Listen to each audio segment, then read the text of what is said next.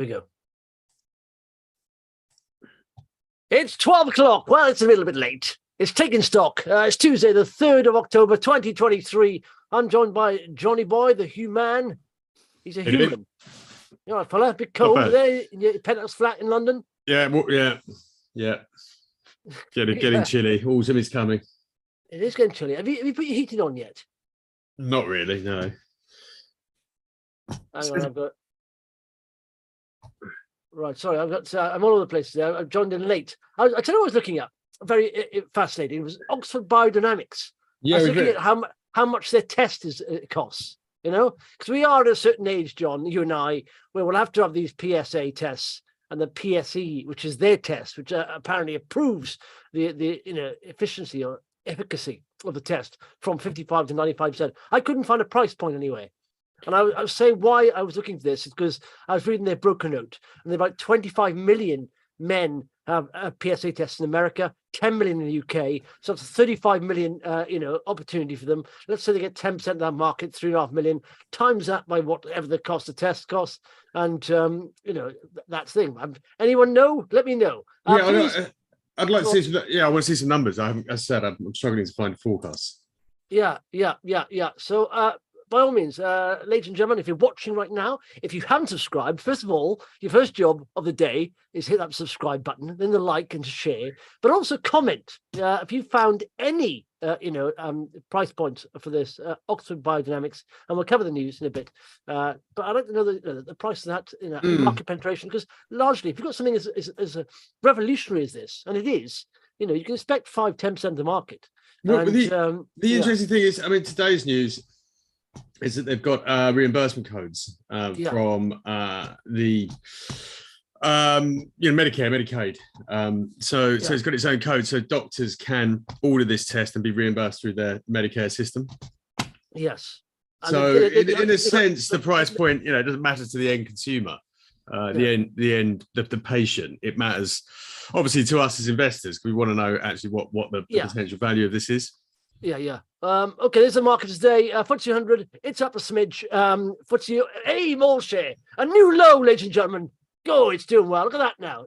Literally, we are now 45% down. AIM all share. It's a cracking indices, isn't it? It's dogs and darlings, the AIM all share. That's why one person once said to me, "Is there a tracker fund for AIM all share?" I said, "No, you wouldn't want one. You wouldn't want one. No. It's a stock pickers market. There's some real bad dogs in there. There's some darlings though, and there's some darlings that could turn to dogs. But there's often some, supposed darlings that are dogs and people think are darlings. So it's very hard. Stock picking is very hard. But the AIM all share, you've got to pick individual stocks. There's no point. The closest you can get, I think there are certain companies that do nanocap. I think Octopus is one of the investment companies that does a nanocap fund, and they pick out, they obviously select certain quality stocks from AIM. Yeah, and, well, that's fair enough. That's stock picking, But this is why I never really pay a huge amount of attention to the headline AIM index, because as you say, you can't track it. You shouldn't. It's largely relevant, but it's relevant to a certain point. Is that the fact is that 45% drop includes all the winners as well. So you understand we see, and so a lot of those companies, or quite a few of them, have done 90% drop. And because that's holding up, the winners are holding that up, and it's down 45%. So it's a struggle there. But Boohoo is obviously the big. We'll look at Boohoo, the big faller on AIM today, and it's a big company, so that's going to have dragged it a little bit lower. They've had it, haven't they? Boohoo and Asos have had it. I think. People have seen the charts, previously. If you go back to sort of, Boohoo, the glory days of Boohoo, and like I said, it's a different market now. It's a completely different market. This is Boohoo, $4.25 a share, now at 28 pence. But again, back then, like I said, shares look ahead, and when these guys are launched, especially Asos, that was the darling of AIM. There was no competitor around, pretty much at their scale. They were the first mover, weren't they, in that area where you could order online, send it back, and they were giving you all different kinds of brands. Now, of course, every high street chain, every online chain pretty much has their own website offering, and so they're competing with those. And so you're seeing, what's the future for Boohoo and Asos? Is there a future for them, really? I don't think they get anywhere near where they were previously. Well, Boohoo, we can probably not. That sort of seems self-evident that capturing former glories is not going to happen. But it's got. I mean, the numbers were awful. Sales are going backwards. Boohoo, really quite sharply. Yeah, which they put down to people returning to the high street to do their shopping. It's probably a little bit more than that. Sales going backwards, profits going backwards. Made a loss this year. Adjusted EBITDA. Well, we won't talk about that as a metric. It's tricky, and whatever market it's in, it's going in the wrong direction. The one thing you can say, and it's going to be around for a while. It's not going to disappear unless someone takes it out.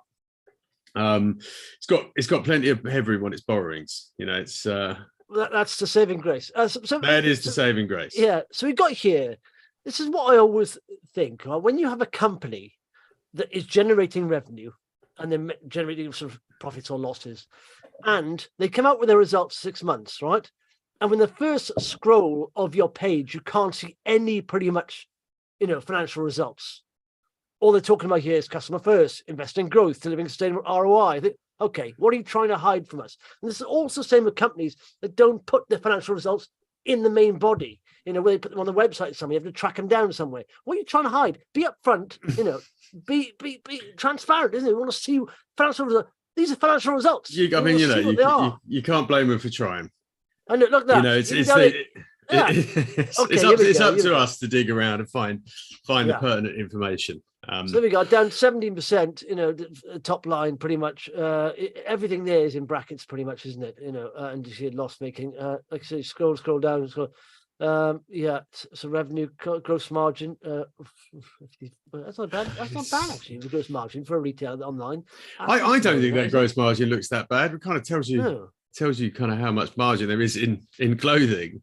But actually, the operating costs, are absolutely huge. Increased by 80%, so 21 million operating loss before tax 26.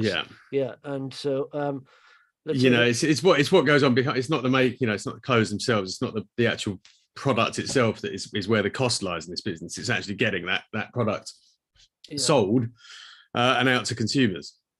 Okay, all right. So and you can see the market knows best. That market sort of gap down this morning, down sort of 10%, and this is after a substantial fall, like you're removing 80-90% of the value there of shareholders. I just think that the market's changed. I mean, they've had a lot of costs, they've had a lot of inventory build-up, and they've had to restructure massively their man Asos. And it's a painful restructure, is it? When you've gone from being market leaders, then all of a sudden, cost of crisis going on, everything changes, supply chain seize up, costs go up because of that. You have to do some major restructuring. It takes a long time. It's true. I mean, they do talk about quite a high level of cost savings that they've identified, 125 million. And if that's the case, which they are, hoping to deliver over the next couple of years, 24, 25, then, you should see profitability improve just from a cost, managing the cost better. The trouble is, if it continues to go backwards at the top line, those sort of cost savings are being eaten up. So it's a very tricky spot this company finds itself in. I would certainly not be in a hurry to buy it. Yeah. AI Investor says time finance on a steady growth curve. Yeah, they seem to be doing the right thing at the right time. Simon Thompson's Investor Chrono wrote a good piece on them. I looked at time finance a couple of days back. Frank says, let's just spend the whole show raving about OBD. I don't hold any stock in OBD, by the way. What's OBD? Oxford Biodynamics. Oh, why not? So last week's news was groundbreaking in prostate cancer. I agree with you. It's groundbreaking. My only worry here is like I said, I do tend to have a rule that I'll never invest in anything where the RSI is literally over 80, and right now it's over 80, and this may be an exception to the rule. Every now and again you do these exceptions where they can keep going, and I did say last week it's a little bit overcooked at the moment, but it's gone up again. But like I said, I think the tires hit the tarmac here is when you get results out a bit further down the line, financial results, and you see, right, oh, hang on a sec, they're because of course. To roll this out, if they do get a lot, there's a good thing here. There's different kinds of costs, isn't it? There's growth costs, which are not bad. If you are having to roll out a product very quickly, it's not a bad thing. It's a good problem to have. At least you're selling something, you know. But they said that may be where the ties mark. Because we are now talking. I mean, what's the market cap on these now? Oh, you've got to be heading towards 100. I would have thought. Yeah, 100 million. Spot on, John. There you are, 100 million market cap, and like I said, the revenue, the last bit. So even if it's on 3 times sales, they're going to have to generate 30 million to keep up with that. Will they? I don't know. That's what I want to find out. I need to find some numbers. Numbers. I want to see some forecasts. Exactly. So the market is 35 million PSA tests in the UK and America. They're not again all that market share, but you could say, even if it be conservative, 5% or 10%. I don't know how much they charge these things.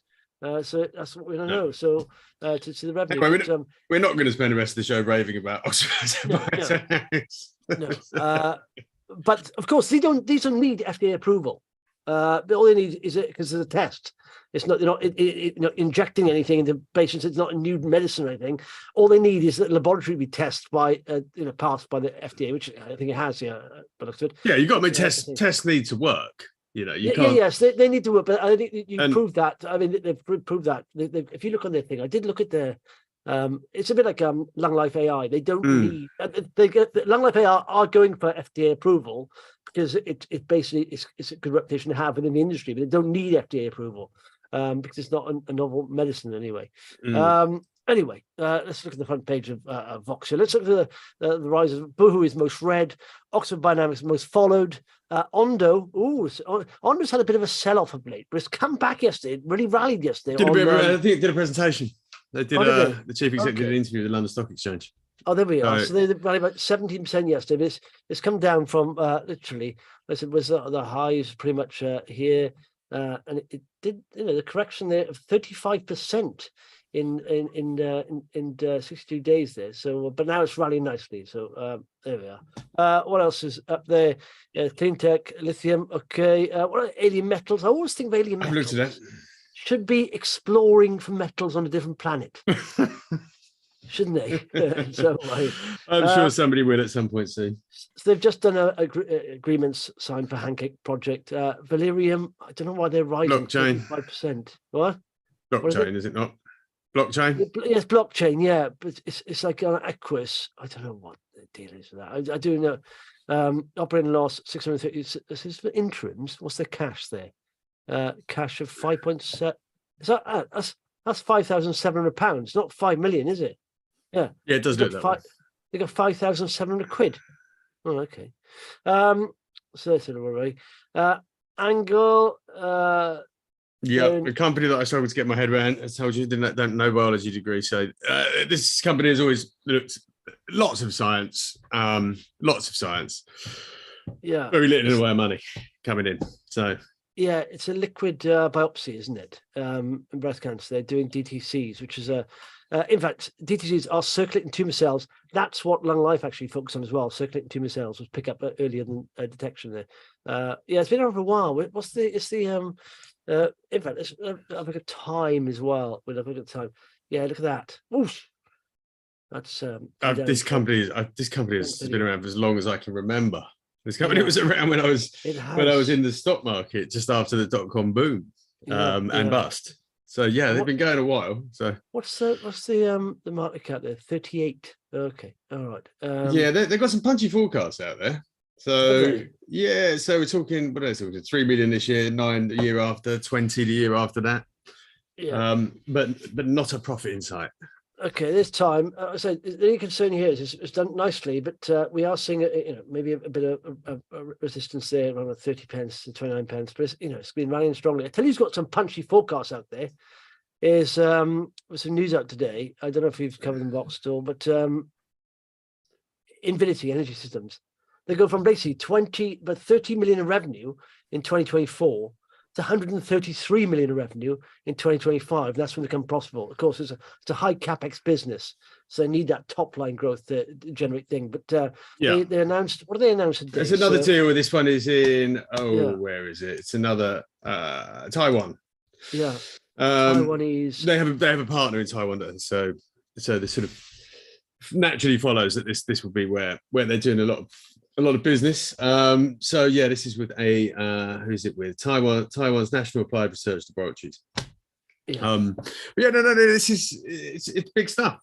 Yeah, battery storage is big stuff. It's vanadium. Look at that. 50 pence is pretty much the resistance line there. Is a higher resistance line at 56, but it's even though it's higher lows there, it needs to get above that 50 pence. I think they've said. I mean, they're probably going to need to raise once more or go via debt. Then to get them to profitability. So there. I like it, but you know what? I mean, I looked at the share price charts today, and there's a long way up from where it's been. So I'm quite happy to sit on the sidelines for a bit till we see some sort of breakout either. Rises here. I don't know why Valirx is rising. There's no news there or hard died or any of these really. Yeah, Valirx does have some news. Oh, do they? Yeah, it's an update. There's various. Where's that? Various things going on. Yeah. Okay. We haven't looked at it. One of the fallers here is still Horizonte. I did say yesterday, don't catch a falling knife, ladies and gentlemen. It's very dangerous. There's coming a lot more criticism over this for their late, sort of change to plan, which was essentially their plan was they had enough money to get into production for Q1 in 2024 at Araguaia for the nickel thing. But now they're saying, no, we're not going to be able to do that, actually. It's going to be Q3 now, 2024, and we're going to need to raise another 200 million. Yes. What? So that has really put not only a spanner in the works, but it's literally the whole toolbox in the works for now, because if you look at the chart here, it's taking a spanking. Who's in the doghouse? They're in the doghouse. And the yield curve. Oh, look at this.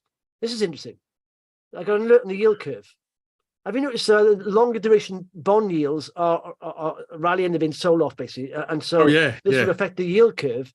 Now, if we go back, there's lots of talk, isn't there? That that this idea that certainly that rates would come down anytime soon. It seems to be cold water is being poured on that. Yeah. From all directions. Look at this. Just explain what this is. The yield curve is the difference between the 10-year and 2-year yield. It's inverted. That means the yield on the 2-year US bond is higher than the 10-year. That shouldn't happen. You should be offered, more yield, a longer duration. Whenever it inverts pretty much below 0.2, it tends to be a recession. And if you look at this, is back to 1989 now. And if you look where the inversion is, it's never been this inverted ever. Something's going wrong.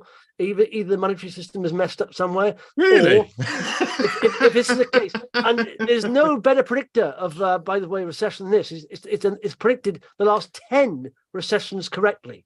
So the fact is, people are saying we're probably in a recession. But as you can see here, it is rallying a little bit. This is a weekly chart, but I mean, it is heading towards uninverted. If it can get look at that previous highs there. That's zero. Below minus 0.2 is where recessions happen. This has been down to minus 0.1. So I don't know why that's. I think it goes without saying. It goes without saying. You can look at sort of GDP hobbling along here and there, and you can sort of take from GDP what you like anyway. But I think there's enough signs of distress in so many sectors that. Recession, whether it's a technical one or not. I mean, it's kind of we're existing within some kind of strange economic paradigm, and nothing is great. Hang on a sec. Oxford Biodynamics, right? Gregory's saying the test is 750 quid a pop. Are you sure? That's about right. What? Well, Renalytics. £750 or 750? 750. That sounds about right. The Renalytics test is 950. The kidney function test. Is it $950? Yeah. So I mean, this is about the going rate. I mean, medicines are expensive. So let's say 30 million people, 10% out of 3 million, say 1.5 million, right? Let's say 1.5 million people pay for this test times 750 quid. That's 1.2 billion in revenue. Yeah, there's a long way to go between where we are today and there. So I know, that's the bit I'd like to see. That's a bit missing bit of information I'm trying to understand. I was going to buy a test. I don't know if I would at that, but if it's your health, don't worry about your health, you'll pay for it. But I mean, if that's right, they do 5% market penetration of the current PSA test market in the UK and the US. That's 1.1 billion in revenue. Of course, is a long way to get that scale to that level is quite hard. Well, it's not just the test, is it? I mean, it's the diagnosis. It's actually having that test analysed as well. So there's the actual physical process of testing, and then it has to be sent off to a lab to be analysed. So that lab time costs money. All this stuff has to happen. So that, I mean, tests are expensive. Well, but that's why. That's 5,000. If you're doing 300 days a working day a year, 300 days a year, they have to analyze and submit 5,000 tests a day. That's quite hard for a small company. There's a lot of lab ramp time. up to that. Yeah, but they'll be using lab partners, presumably. And this is why the Medicaid, the reimbursement codes are so important for things like this. They're, obviously private individuals will not be able to necessarily pay for it themselves, but insurers will, or national health systems. So that's why the reimbursement codes, which is the news today, is so important.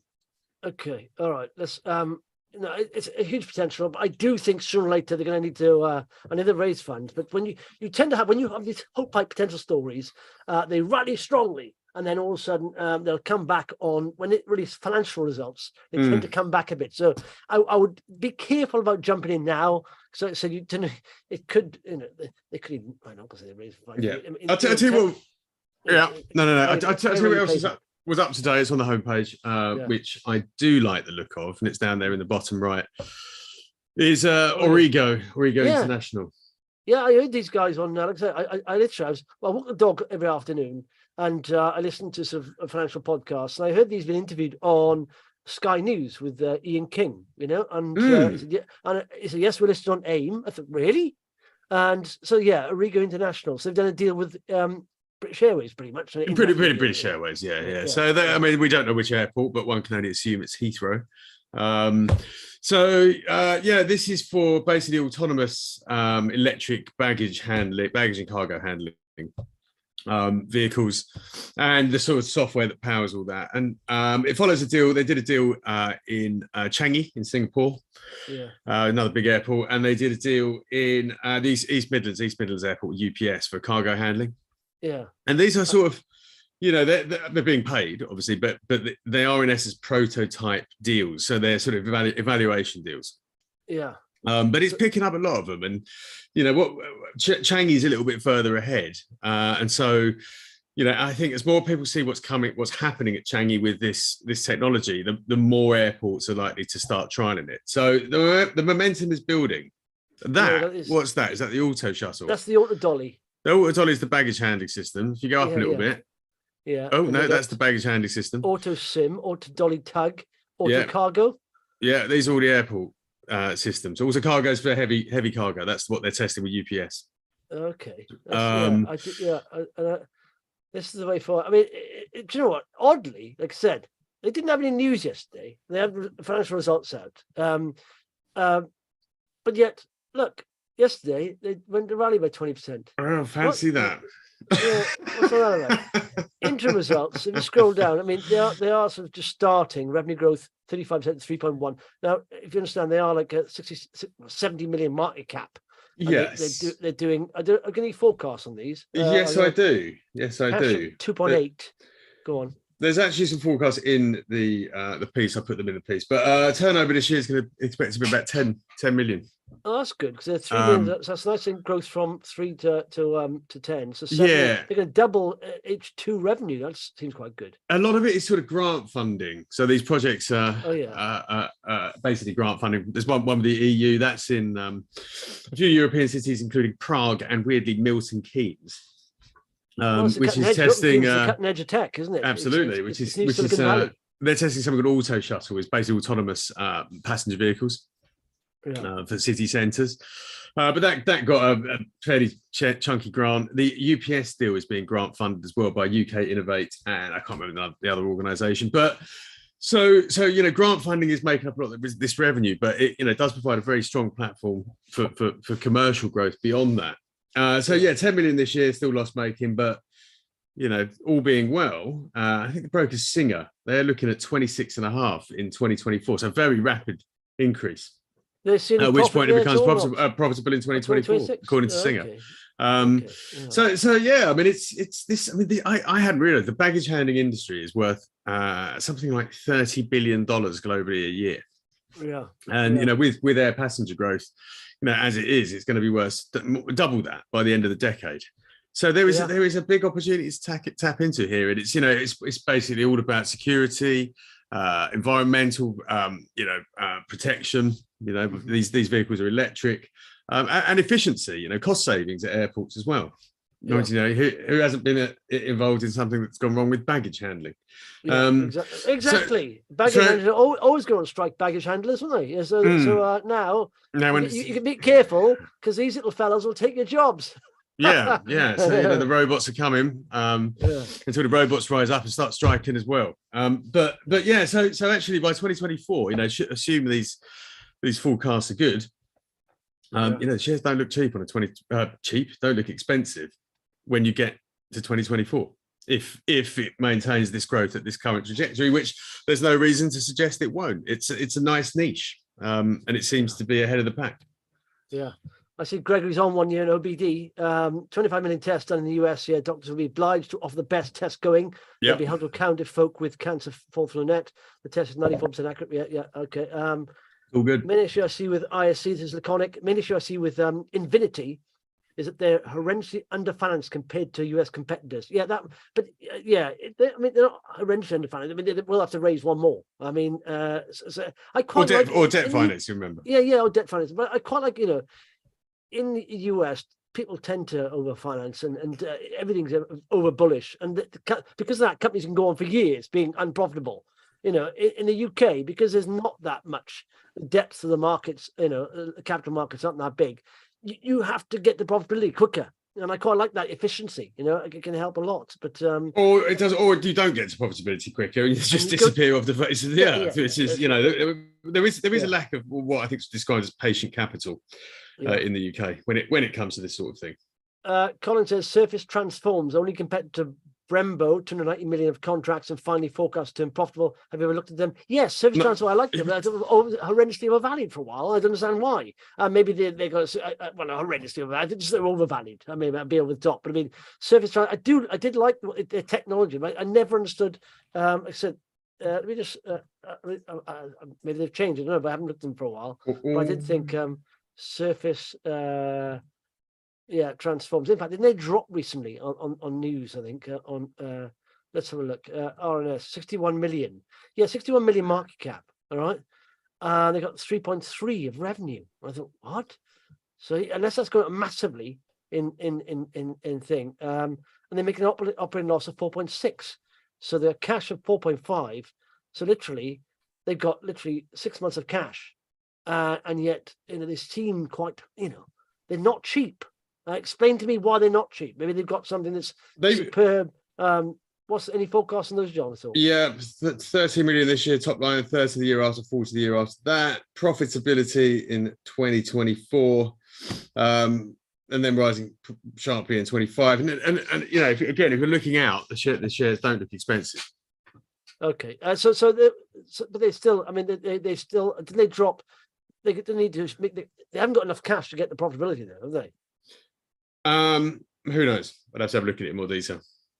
And again, that chart there, downtrend there, saying that it has broken that. Previous sort of support there is around at 26, just broken down below that. So maybe there's worry about finance there. But no, I mean, obviously good technology was so highly rated at the time. But I mean, I never understood the rating, the valuation they were given. But there we are.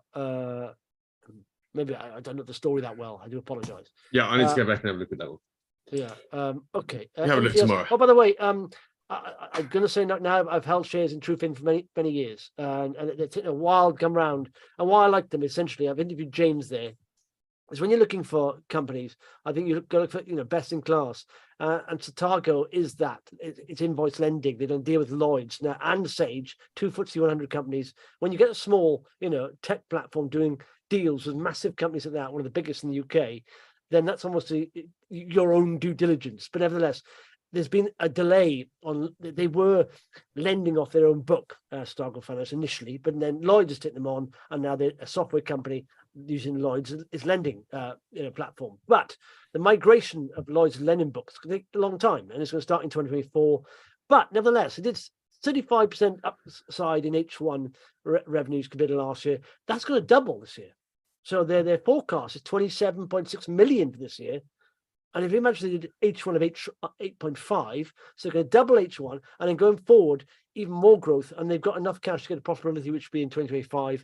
But even PlayStat, their gaming arm, is expected to do about 35 million in revenue by 2026, 30% EBITDA margins, and they've got a pipeline now of a hit that's going to be a sequel to that, and a public game publisher, and Auction Finance, which is an early payment platform for pretty much councils. It's a market leader, and they've got visibility for the next 5-6 years, but 90% of their contracts lasting for the next 5 years. So I do like that, 67 million, but I said they will be doing about 27 million this year, and that's doubling from H1 to H2. So it's good growth there, but it's taking a while. It's taking a while because you have to march a step with these big guys who are doing. If you have a customer, your biggest customer, who's a FTSE 100 company, you have to march their timelines. You can't just go on your own. You have to wait for them to do what they've done. They're big companies move slowly, essentially. What else is on the front page? Have we got no, like just Paul's interviewed Cockney Rebel, private investor. Yeah, he's into in fact, he was quite early on Card Factory and Marks Spencer's, done very well at those, I think. Any other big stocks here? DS Smith, and Matthew says paid me a great dividend today. The value here is insane. Probably need to add more in soon.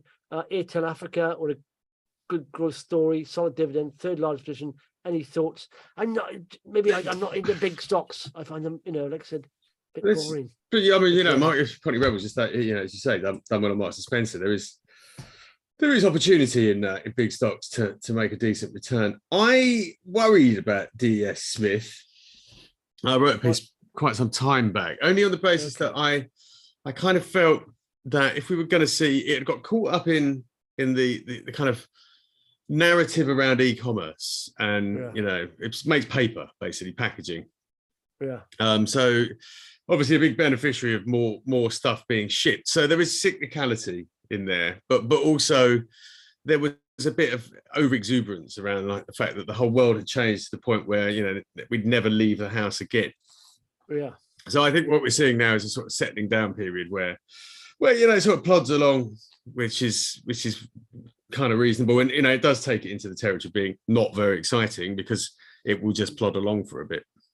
But if it pays a nice dividend, it pays a nice dividend. 6% dividend yield. So do slightly better than inflation. Why not? Again, how I play that is my fund. I just cover all the big stocks with dividend payers with my fund, and I find smaller stocks we've been talking about, like Oxford Biodynamics, Aurrigo. I find those more exciting because they're in very new markets, or but not new markets. They're disrupting markets, or they're in new markets, or they're disrupting big commercial markets. As far as charts concerned for Smith, it's come largely oversold here. It literally bounced, but it hasn't gone above the 200-day moving average, so it's not a good sign. It did there bounce to come back down. Something's not right there. And Airtel Africa, Never really looked at this. What's that? I've never really looked at this. No, some would say that maybe a head and shoulders, and that's not a good sign. You get to the top there and then a lower there. The fact it couldn't break that previous high means it may need to consolidate. But it's staying above that 200-day moving average, though. It's not a bad thing. Support looks like around about this level, 104.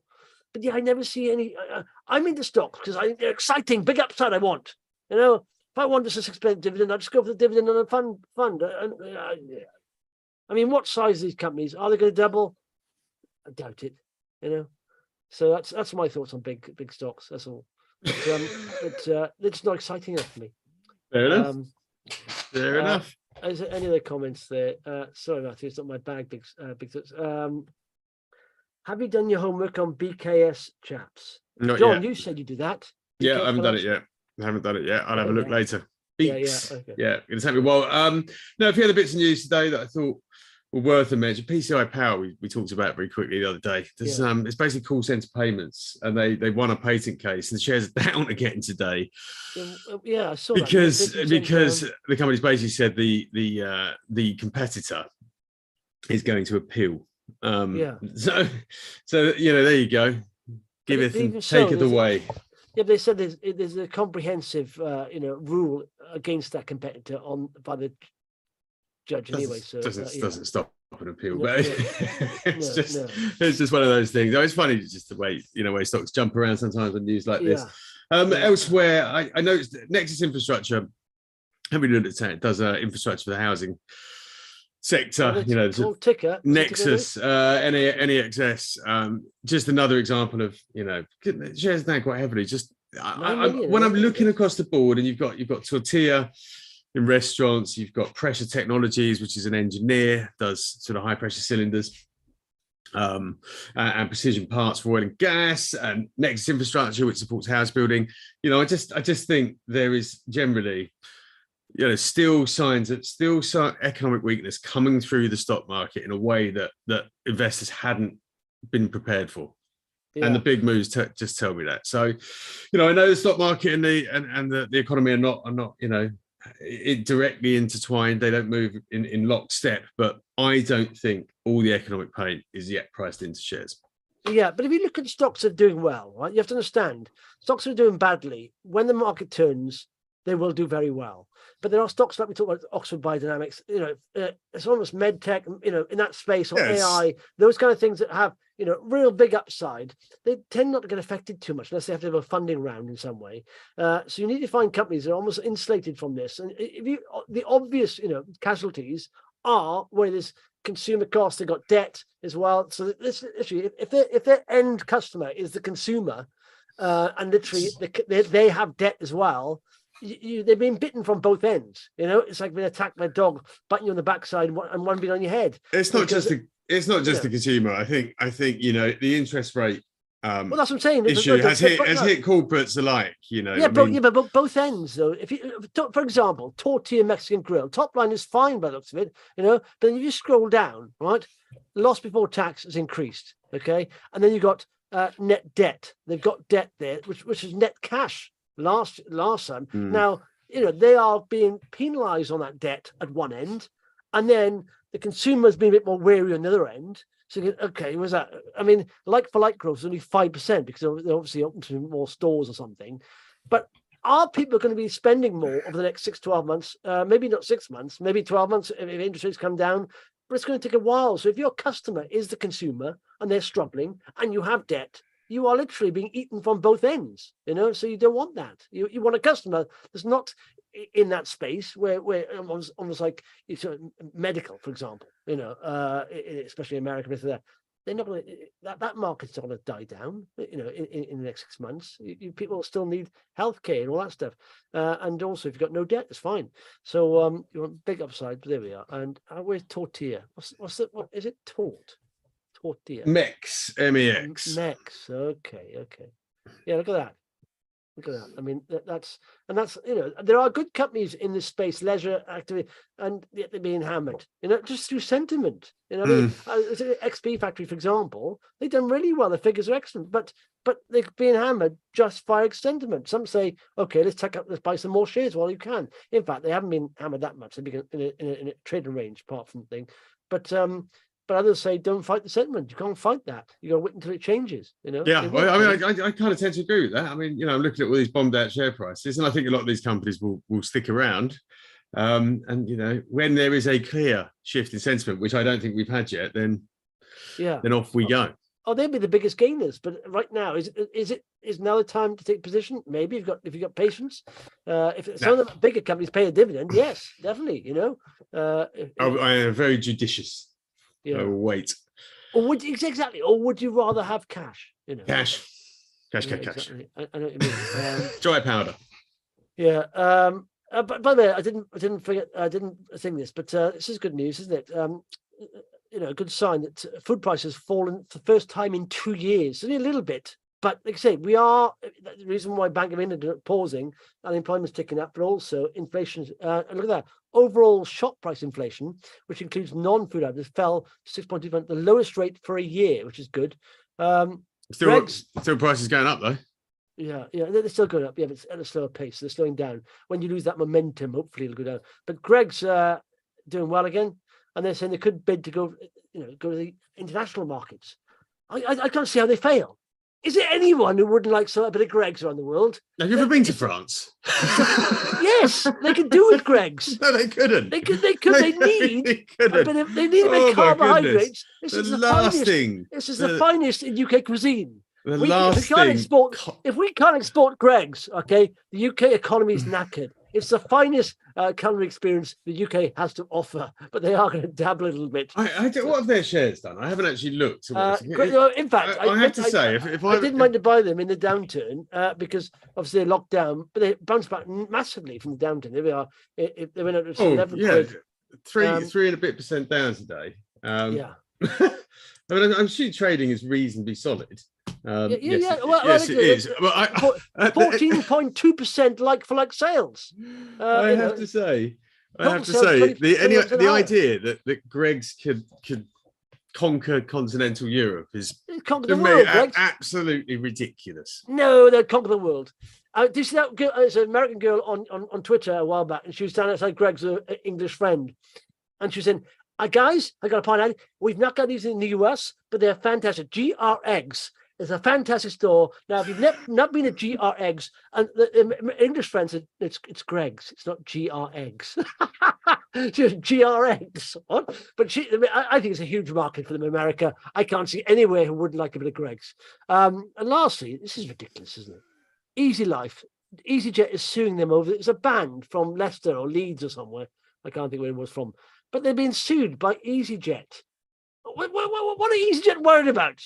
They were worried about getting complaints. Oh, I went to book a holiday at Tenerife. I ended up watching a band in Manchester. It's like, that's not going to happen. Just leave them alone. Maybe, I hate him. Maybe easyJet own some Easy Life. How are you going to confuse this band with easyJet? It's like, leave them alone. They're just trying to forge a way in pop and yeah. What is easyJet shares like? I don't know. I am. Not looking that good, actually. We tend to avoid investing in airlines. Yeah. Whilst passenger numbers are always rising, their shares are always falling. So isn't that where the original joke come from? How to make $100 million in investing in airlines? Invest 200 million. Yeah, that's how you do it. Yeah. You lose half your money. Absolutely. No, thank you. Thank you very much, everyone. Thanks for watching. Please like, subscribe, share if you do like this. If you don't come again. It's fine. But do that and share it. The more people share it, the more likely you are to do it. Johnny, have a nice day. Speak tomorrow. See you later. Bye bye. Keep saying bye until I end the stream. Great.